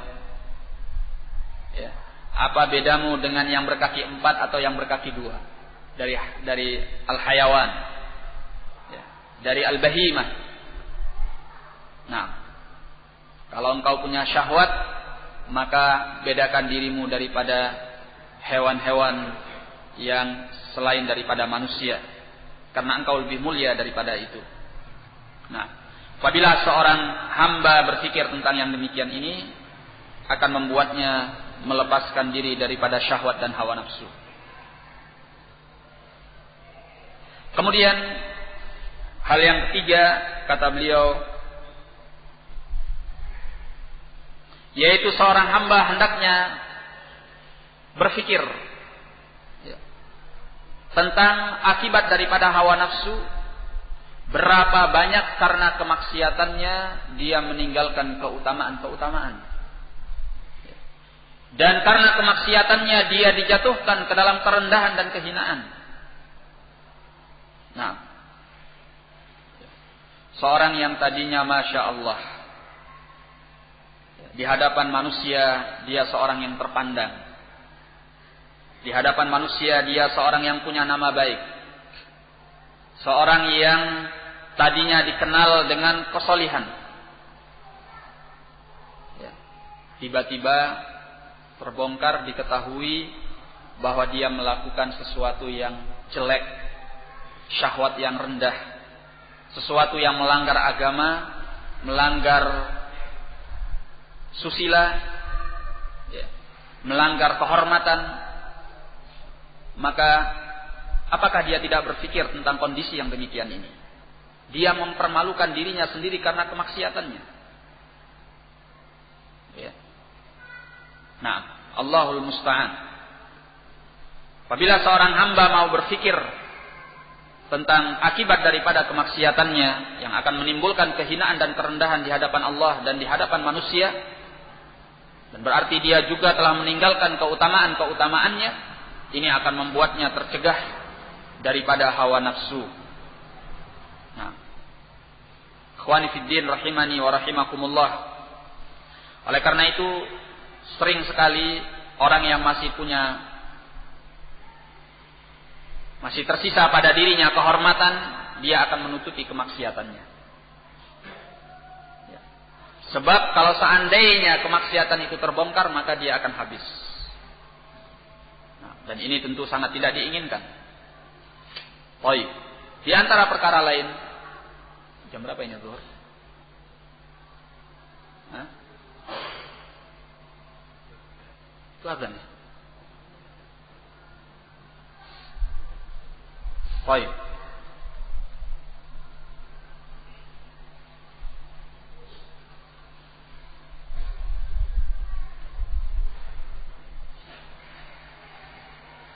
Kemudian diterangkan oleh Ibnul Qayyim, hendaklah dia mengetahui, dia menyadari bahwa hawa nafsu itu kalau bercampur dengan sesuatu, maka hawa nafsu itu akan merusaknya. Dan itu pasti. Ya. Kata beliau, kalau seandainya hawa nafsu itu terjadi dalam perkara ilmu, maka dia akan dikeluarkan oleh hawa nafsunya daripada ilmu kepada bid'ah dan kesesatan. Ya. Kalau hawa nafsu itu terkait dengan perkara zuhud, maka zuhud itu akan berubah menjadi riya, ya, dan mukhalafatis sunnah, sehingga yang kelihatannya zuhud, masya Allah, dia tinggalkan dunianya, tapi di dalamnya ada hawa nafsu, sehingga bukannya mendapatkan pahala dengan dia meninggalkan dunia itu, tapi justru dia menyengsarakan dirinya di dunia wal akhirah. Zuhudnya berubah menjadi riya. Dia berpenampilan bersahaja dan sederhana seperti itu karena riya, karena sum'ah, karena ingin dikatakan sebagai seorang yang zuhud, seorang yang saleh, seorang yang mendekatkan diri kepada Allah. Dan kita masih ingat dengan hadis Abi Hurairah dalam riwayat Imam Muslim, 3 orang yang beramal saleh semuanya rusak karena riya. Pertama, seorang yang memiliki harta, yang berinfak, mengeluarkan hartanya di jalan Allah, ternyata dia melakukannya dalam rangka untuk dikatakan jawad, sebagai penderma. Akhirnya dia diseret ke dalam api neraka dan dilemparkan ke dalam api neraka. Yang kedua adalah orang yang punya ilmu, yang semestinya dengan ilmu itu dia menyelamatkan diri dari azab Allah, ya, tetapi ternyata dengan ilmu yang dia punyai, ilmu yang dia ajarkan, dia menginginkan agar manusia mengatakannya sebagai seorang yang berilmu, seorang yang qari, maka dia dilemparkan ke dalam api neraka. Yang ketiga adalah orang yang berjihad di jalan Allah, ya, yang sungguhnya amalannya adalah amalan yang sangat mulia. Sedikit lagi dia akan masuk ke dalam surga apabila dia mati syahid. Ternyata justru dia ingin dikatakan sebagai jari, seorang yang pemberani, ya, syuja. Maka akhirnya dia dilemparkan oleh Allah ke dalam api neraka. Ya. Nah, tidak ada satupun perkara yang dimasuki oleh hawa nafsu melainkan akan dirusak oleh hawa nafsu itu. Barakallahu fikum. Jadi hati-hati daripada hawa nafsu. Baik. Kemudian perkara yang berikutnya, bahwasanya para pengikut hawa nafsu diserupakan oleh Allah dengan hewan yang paling hina, yang paling rendah, baik secara bentuk maupun maknanya. Yaitu Allah menyerupakan para pengikut hawa nafsu dengan al-kalb, anjing. Tentunya tidak ada di antara kita yang ingin diserupakan dengan anjing, sejelek apapun dia. Ya. Ada seorang penjahat, ya, yang punya berbagai kemaksiatan. Coba engkau katakan kepadanya, "Hei anjing." Kira-kira dia senyum atau dia akan nonjok kamu? Ya. Tidak ada seorang pun, sejelek apapun dia, mau dikatakan anjing. Menunjukkan anjing ini adalah sesuatu yang sangat hina sekali. Tapi Allah tabaraka wa ta'ala menyerupakan pengikut hawa nafsu dengan anjing. Bukan saya yang mengatakan mereka anjing, tetapi Allah yang menyerupakan mereka dengan anjing. Ya. Sebagaimana di dalam surah Al-A'raf ayat 176, Allah berfirman, "Walakinnahu aqlada ilal ardi wattaba'a hawahu famathaluhu kamathalil kalb." Kata Allah, akan tetapi dia ingin kekal di muka bumi, dan dia mengikuti hawa nafsunya, famathaluhu kamathalil kalb, maka perumpamaannya adalah seperti anjing, kata Allah. Nah, ini dalam surah Al-A'raf ayat 176. Demikian pula Allah serupakan dengan al-humr. Ya, Allah serupakan dengan keledai. Mungkin kalau di kalangan kita bangsa Indonesia keledai tidak dikenal. Ya, sehingga kalau orang mengumpat jarang dengan mengatakan hei keledai. Tapi yang seringnya anjing misalnya. Ya. Tapi di kalangan Arab keledai ini hampir mirip dengan anjing. Ya, kalau seorang dikatakan keledai, wah itu sudah top.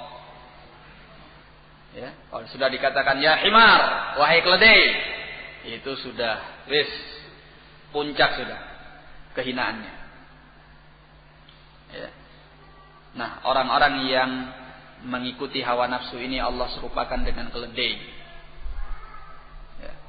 Nah, yang otaknya tidak jalan, hatinya tidak berpikir dan tidak punya kehormatan. Kata Allah di dalam surah Al-Mudaththir ayat yang ke-50 dan ke-51, ka'annahum humurun mustanfirah farrat min qaswarah. Mereka itu seperti keledai-keledai yang lari. Ya, keledai itu lari daripada singa yang dilihatnya. Nah, barakallahu fikum. Jadi kalau kita tahu bahwa pengikut hawa nafsu diibaratkan oleh Allah seperti anjing, seperti keledai, tentunya tidak ada di antara kita yang mau diserupakan dengan anjing dan keledai. Pipis.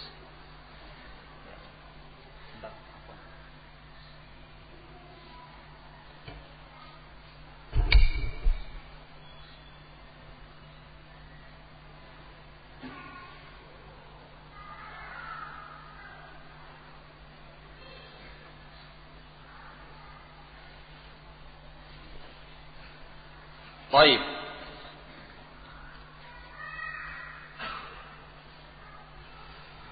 Kemudian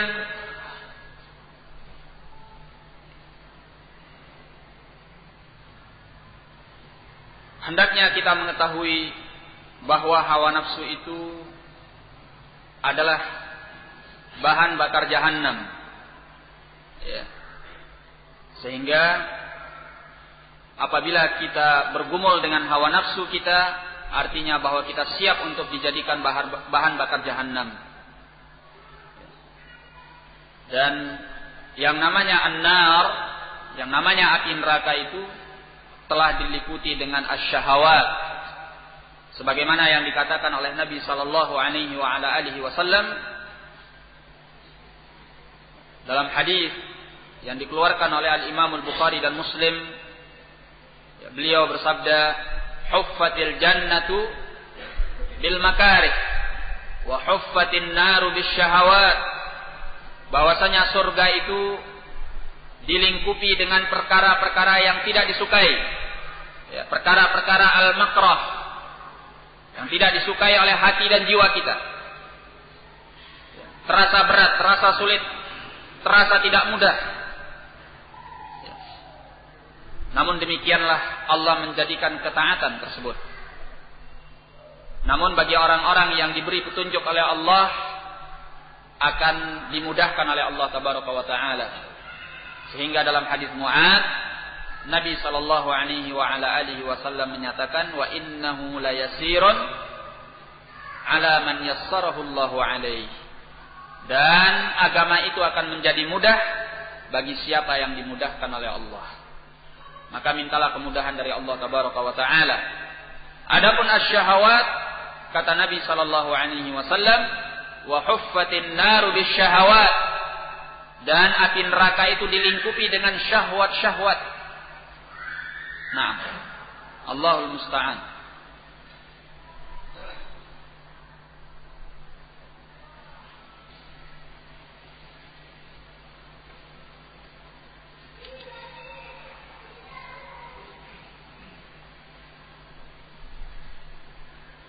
Disebutkan di dalam riwayat Tirmidzi dari hadis Abi Hurairah,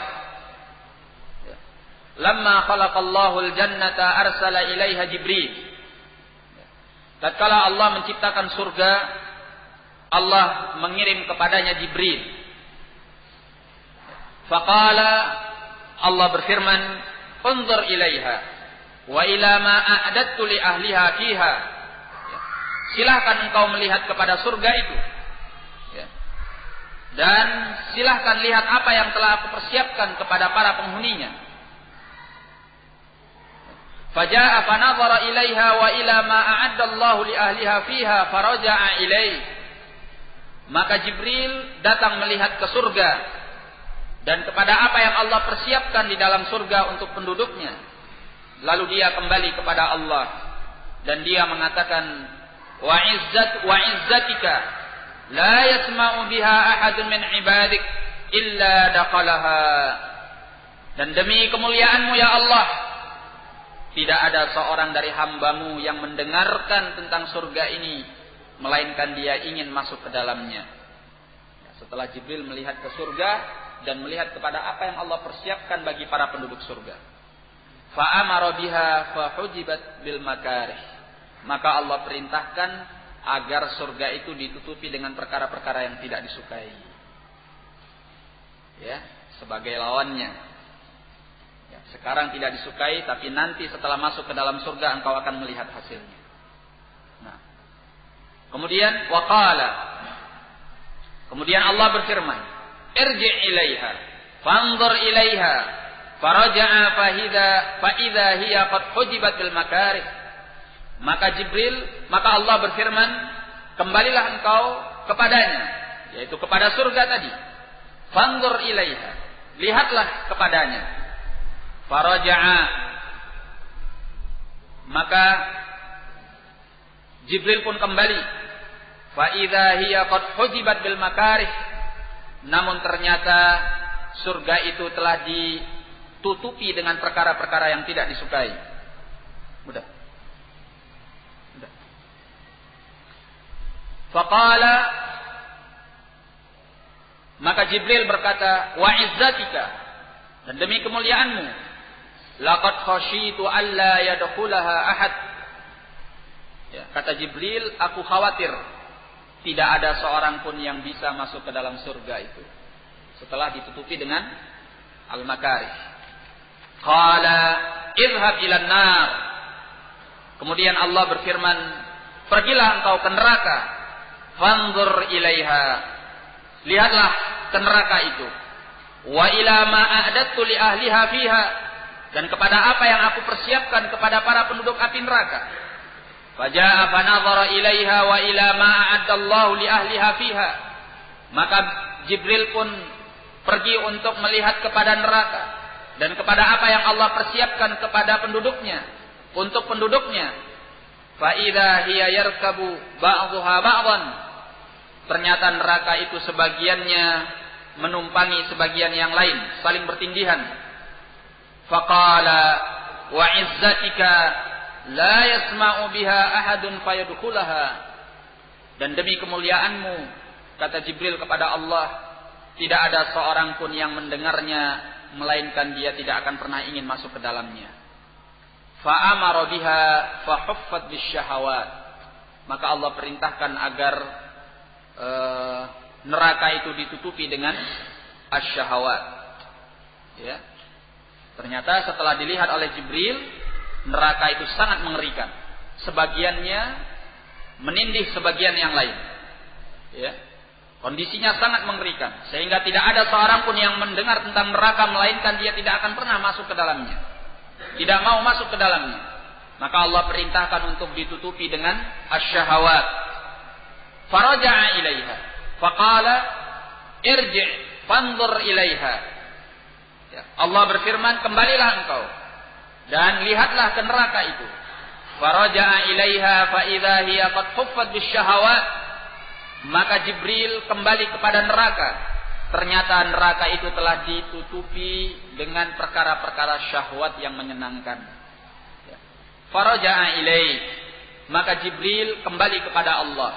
Faqala wa izzatika laqad khasyitu alla yanjuwa minha ahad. Dan demi kemuliaanmu, aku khawatir tidak ada seorang pun yang selamat daripadanya. Artinya tadi mengerikan, dan tidak akan ada seorang pun yang mau masuk ke dalam api neraka setelah ditutupi dengan asyahawat. Malah Jibril alaihissalam mengkhawatirkan tidak ada seorang pun yang selamat. Artinya orang akan berbondong-bondong untuk masuk ke dalamnya. Nah, ini apabila kita mengingatnya, niscaya akan mencegah kita daripada hawa nafsu dan syahwah yang ternyata adalah tutup daripada api neraka. Baik. Inilah beberapa hal yang terkait dengan masalah asyahawat, yaitu syahwat di dunia. Syahwat ad-dunya. Nah, adapun hawa nafsu yang terkait dengan asyubuhat, perkara-perkara yang berupa pemikiran-pemikiran, keyakinan-keyakinan, ya, aliran-aliran yang menyimpang, maka dikatakan oleh Ibnul Qayyim rahimahullah, sebagaimana di dalam Al-Fawaid, beliau mengatakan, sahibul hawa qad a'rada an tahkimil kitabi was sunnah. Ya. Orang-orang yang mengikuti hawa nafsu di dalam beragama, dia telah berpaling daripada hukum Alkitab was sunnah. Wa dhanna 'adam al-iktifa'i bihima, dan dia meyakini bahwa tidak cukup dengan Al-Qur'an was sunnah. Wa 'adala 'anhuma ila ghairihima min dhubalatil adhan wa nuqalatil afkari wa aqwalir rijal, sehingga dia menyimpang daripada Al-Qur'an was sunnah kepada selain daripada keduanya, yang berupa sampah-sampah pemikiran dan kotoran-kotoran pemikiran, serta pendapat-pendapat para tokoh yang tidak sesuai dengan Alkitab was sunnah. Fa'arada lahu min dzalika fasadun fi fitratihi, maka muncullah karena hal itu kerusakan di dalam fitrahnya, wa dzulmatin fi qalbihi, dan kegelapan di dalam hatinya, wa qadarun fi fahmihi, dan kekeruhan di dalam pemahamannya, wa mahkun fi aqlihi, dan penghapusan pada akalnya. Faqamat indahul bid'ah maqam as-sunan, sehingga bid'ah-bid'ah menurutnya seperti sunnah-sunnah. Wal hawa maqam al-aql, hawa nafsu menurutnya adalah logika. Ya, ini adalah perkara yang logis, padahal itu adalah hawa nafsu yang menyimpang daripada agama yang benar. Wad-dhalalu maqam al-huda, kesesatan menurutnya adalah petunjuk.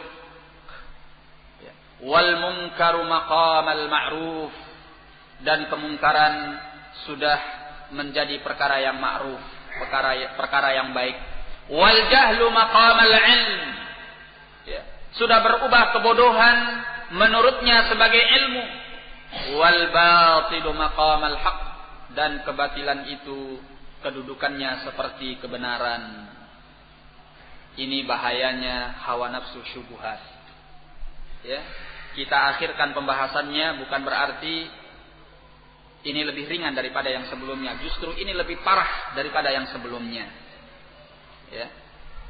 Karena kita lihat dari keterangan Ibnul Qayyim, bagaimana orang yang terserang oleh penyakit hawa nafsu, asyubuhat, ya, pemikiran-pemikiran dan keyakinan-keyakinan yang menyimpang, semua terbalik di dalam dia beragama. Bid'ah dianggap sunnah.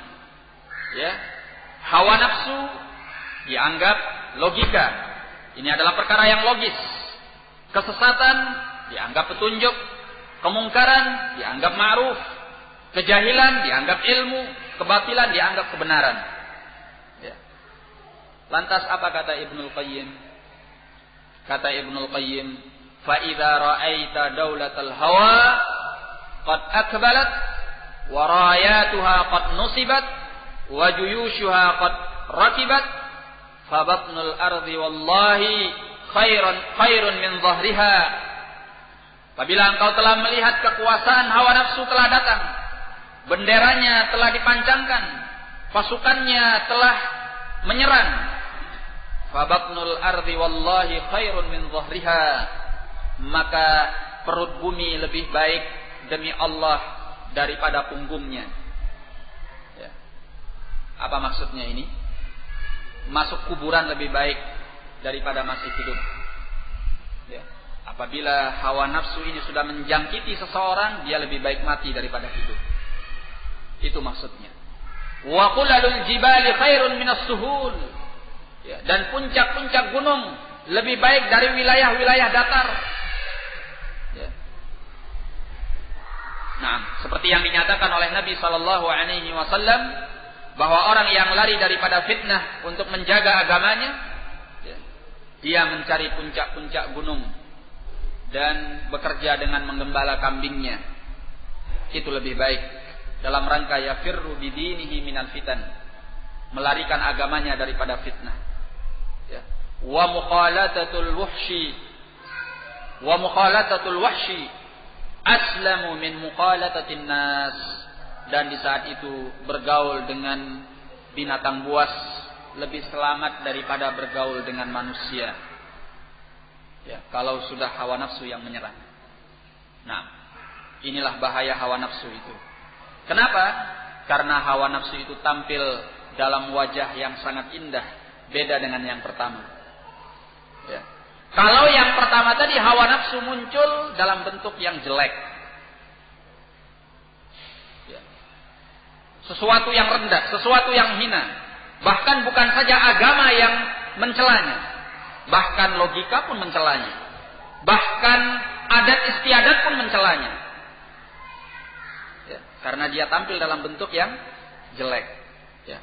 Makanan-makanan yang buruk, minuman-minuman yang jelek. Ya. Perbuatan zina, perbuatan korupsi, perbuatan riba dan lain sebagainya. Ya. Itu membuat jiwa manusia lari daripadanya. Tetapi ini hawa nafsu yang muncul dalam bentuk yang sangat indah dan sangat agamis. Dia muncul dengan memakai sorban, pakai jubah, jenggotan, rajin sholat, rajin puasa, hajinya berulang kali, umrohnya tidak usah tanya. Subhanallah. Ya. Ini yang kedua. Sehingga kalau sudah ini yang terjadi, ya, yang buruk sudah berubah menjadi yang baik dalam pandangan orang itu, maka lebih baik dia berada di dalam kubur daripada dia masih hidup dalam kondisi yang demikian itu. Nah, Allahul Musta'an. Kita cukupkan dulu sampai di sini. Insyaallah taala kita lanjutkan ba'da adz-dhuhr. Wabillahi taufiq wal hidayah. Assalamualaikum warahmatullahi wabarakatuh.